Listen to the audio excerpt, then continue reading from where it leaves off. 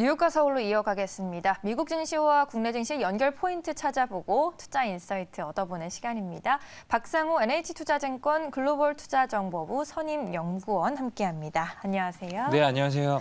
네, 이제 지난주에 뉴욕 증시에 또 오미크론에 대한 우려가 커지면서 언택트주, 백신주들이 많은 주목을 받은 것 같은데요. 어떤 종목 눈에 많이 들어오셨을까요? 아무래도 언택트가 되다 보면 또 저희가 또 모바일이나 인터넷을 통해서 또 쇼핑을 해야 되지 않겠습니까? 다시 또 그런 국면이에요. 그렇죠. 네. 네. 그러다 보면은 또 결제는 해야 될 것 같고 당연히 이제 전자결제 관련된 기업이 좀 주목을 받을 것 같은데요. 예. 관련된 종목으로는 제가 이제 페이팔을 한번 준비를 해봤습니다. 네. 우선 페이팔은 이제 온라인 결제 회사이고요. 2015년에 전자상거래 업체 이베이로부터 이제 분사를 한 회사입니다.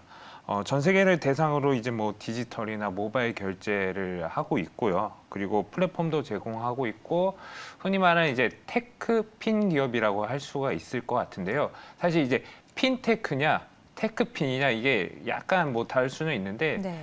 테크 플랫폼 기업의 금융, 파이낸스를 엎은 게 이제 테크핀이라고 하고 핀테크는 앞에 이제 핀이 금융이니까 금융에 이제 기술을 더한 거냐에 따라서 좀 의미가 다를 것 같은데요. 페이팔 같은 경우는 좀 테크핀에 가깝지 않나라고 생각을 하고요. 모바일 결제 시장에서는 이제 올해 한 3분기 기준으로 시장 점유율은 한 50%, 미국 내 시장 점유율은 50%로 1위를 아직은 유지하고 있는 상황입니다. 현재 이제 페이팔의 활성 계좌 같은 경우는 한 3억 7천만 개 정도 되고요. 미국 인구수보다는 훨씬 많고 또 직구를 해보신 우리나라 국민분들이라면 아마 페이팔을 통해서 결제하는 경우도 종종 있을 거라고 보고 있는데요. 네. 어떻게 이제 돈을 벌까요?라고 봤을 때는 아무래도 이제 수수료겠죠, 수수료. 결국 뭐 환전 수수료나 결제 수수료나 이체 수수료 이런 것들로 이제 동사는 비즈니스를 가지고 있고 이자 수익을 통해서 수익도 창출을 하고 있습니다. 최근에는 바이 나우 페이 레이터 해가지고 BNPL. BNPL 시장에도 진출을 했고요. 요즘 핫한 뭐 암호화폐 거래 등이 가능한 슈퍼앱을 개발하는 등 변화하는 트렌드에 맞춰서 성장하고 있는 회사라고 보시면 될 것 같고 투자 포인트로는 저는 이제 이 온라인 결제는 성장을 할 수밖에 없는 구조일 것 같아요. 거기에다가 아직 이 시장 침투율이라는 부분, 즉 스마트폰 사용하는 분들이 아직 한 40% 정도밖에 모바일 결제를 사용해 보신 것밖에 없어가지고 향후 60%까지는 아니더라도 엄청난 성장 여력이 있다는 것을 보시면 될 것 같고 그리고 뭐 암호화폐라던가 다른 BNPL 같은 그런 트렌드에 맞는 서비스를 구성을 하고 있기 때문에 동사 같은 경우에 성장성은 여전히 유효하다라고 보면 될 것 같고 최근 3분기 실적이 나왔는데요. 결제 금액은 3,100억 달러로 전년 동기 대비 한 24% 증가를 했고요. 매출액은 61.8억 달러로 컨센서스가 62.3억 달러였는데 시장 기대치보다는 하회를 했습니다. 아무리 봐도 이게 조금 주가에 안 좋은 영향을 끼쳤던 것 같고요. 이베이와의 결제 계약 만료 영향이 좀 지속되었던 것 같아요. 이베이 기반 결제 금액이 전년 동기 대비 한 45% 감소를 했거든요. 근데 이게 계속 사실 점진적으로 줄어들다 보니까 전체 매출에서는 차지하는 비중이 이제 많이 작아져가지고 크게 이제 앞으로 우려를 해도 되지는 않을 것 같고 최근에는 또 아마존과 파트너십 체결로 내년부터 벤모를 활용하여 아마존에서 결제 서비스를 할 수 있다는 게 좀 상당히 긍정적인 것 같습니다. 이것이 되면 뭐 월마트라던가 아니면 알리익스프레스 등 다른 플랫폼 통해서도 결제가 될 수 있다는 것을 보여주고 있고요. 주가 조정이 좀 많이 진행이 되었습니다. 거의 고점 대비 40% 정도 진행이 되었거든요. 이유는 4분기의 매출 가이던스가 시장 기대치보다 하향이 되었다는 점이죠. 네. 4분기 최대 매출을 한 69.5억 달러로 봤는데 시장 예상치는 72.4억 달러. 거기에다가 올해 21년 예상도 시장 기대치보다도 더 안 좋게 줬고요. 그러다 보니까 지금 뭐 화면에 보시다시피 주가가 고점 대비 한 40% 정도 조정이 되었는데 여기서 이제 추가적인 하락이 나올 것이냐? 저는 제한적일 가능성이 크다라고 보고 있습니다. 주가의 반등이 나올 것이냐라고 봤을 때는 4분기의 실적이 가이던스보다 더 높게 나올 것인지 이게 좀 관건이 될 것 같고요. 만약에 기대치보다 상회를 하게 된다면 주가에 또 다른 반등 모멘텀이 나올 것으로 보고 있고 아직까지는 뭐 스퀘어라던가 그런 뭐 애플페이나 아마존페이 다른 뭐 페이 업체들이 있지만 아직까지는 경쟁력을 가지고 있는 회사이기 때문에 동사에 대해서 현재 가격은 저는 충분히 매력적인 상황이고 향후 4분기 실적이 어떻게 나오냐에 따라 액션을 하는 게 좋지 않을까라고 생각을 하고 있습니다. 그렇군요. 페이팔 홀딩스 최근에 조정이 좀 깊었었는데 온라인 결제 분야에서 성장성은 아직 충분하다라고 보고 계시는 것 같네요. 페이팔 홀딩스 오늘의 특징으로 정리를 해봤습니다. 이제 국내 주식과 좀 매칭을 시켜봐야 할 텐데 어떤 종목이 잘 어울릴까요?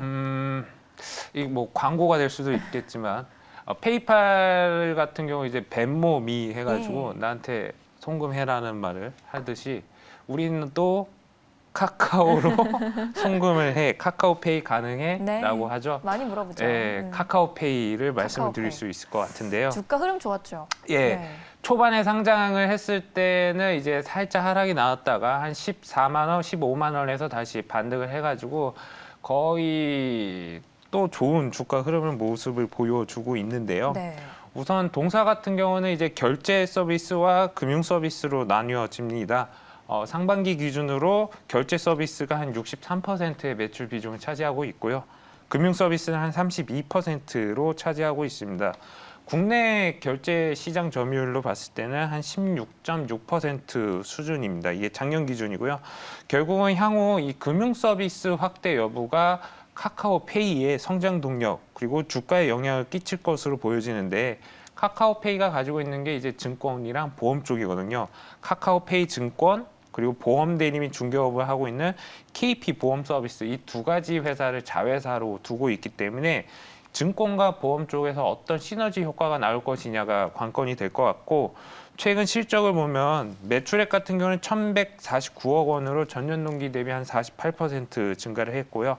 영업이익 같은 경우는 적자를 기록을 했습니다. 10억 원 적자를 기록했는데 뭐 금융 서비스 관련된 매출이 조금 규제 때문에 좀 지난 분기 대비 감소했다는 거는 좀 주목을 해볼 필요가 있을 것 같고 결제 서비스 거래 금액이 지속적으로 늘고 있습니다. 18년에는 3.5조 원, 19년도에는 7.2조 원, 그리고 20년도에는 12.5조 원으로 증가를 하고 있기 때문에 비대면 소비 아까 뭐 오미크론이라는 이슈가 있었지만 그 전에도 코로나 전에도 이 비대면 소비는 계속 성장을 했기 때문에 동사 같은 경우도 이제 충분히 결제 인프라가 좀 확보가 됐다라고 보고 있고요. 추가적으로 만약에 기존 이용자를 기반으로 보험이나 투자 영역 등의 금융 서비스를 강화를 한다면 뭐 새로운 플랫폼이 탄생하지 않을까라고 생각을 하고 있습니다. 앞에서 말씀을 드렸듯이 이 회사는 신규 상장이 된 회사라 주가의 변동성을 좀 유의를 해볼 필요가 있을 것 같은데요. 바로 오버행 이슈인데 오버행 같은 경우는 이제 한마디로 대규모 매각 관련 물량이 나온다라는 이슈인데요. 이게 이제 다른 회사와는 다른 게 일반적으로 보호예수 물량 기간이 있어가지고 어느 일정 기간 동안 묶여 있었지만 동사 같은 경우는 이제 2대 주주 알리페이가 보유한 지분 45%에서 한 28%가 바로 유통이 가능했기 때문에 우려를 했어요. 그래서 뭐 주가가 상장하자마자 바로 좀 조정이 나왔던 이유가 그 이슈와도 좀 연관이 지을 수도 있을 것 같고요. 추가적으로 이제 중장기적인 관점에서는 규제라는 게 핀테크나 뭐 테크핀 관련된 기업에서는 또 리스크 요소 중에 하나가 될 수 있을 것 같습니다. 그러니까 이 회사를 어떻게 보냐에 따라 다른데 이걸 IT 플랫폼으로 보냐 아니면 금융회사로 보느냐에 따라 규제의 범위와 관련 그 라이센스가 다르기 때문에 조금 혼란이 있을 것 같고 뭐 동사 같은 경우는 물론 이제 차근차근 뭐 라이센스도 딸 가능성도 있고 규제 범위 내에서 비즈니스를 운영하면 이 규제 이슈는 뭐 피할 수는 있겠으나 사실 규제라는 게 갑자기 또 더 강화될 수도 있는 거고 또 완화될 수도 있는 것이기 때문에 이것 자체가 불확실성이다 보니까 이 부분은 좀 참고를 하시면 될 것 같고요. 실제로 카카오페이 같은 경우는 금융당국의 규제로 상장이 또 지연된 사례가 있었기 때문에 네. 이 부분을 좀 참고를 하시면 될 것 같고, 향후 페이팔이나 카카오페이 같은 경우 이 정부 당국의 규제, 그리고 규제에 어떻게 회사들이 대응하고 있는지를 관심 있게 지켜보면서 대응하시는 게 좋을 것 같습니다. 네, 역시나 정부의 규제가 리스크 요인이 될 수 있기 때문에 그 부분 잘 주목하면서 전략을 세워보는 게 좋겠다라고 정리해 주시네요. 오늘은 미국 종목 페이팔 홀딩스 그리고 우리나라 종목 카카오페이 비교해서 알아봤습니다. NH투자증권 글로벌 투자정보부 박상호 선임연구원이었습니다. 오늘 말씀 고맙습니다. 네, 감사합니다.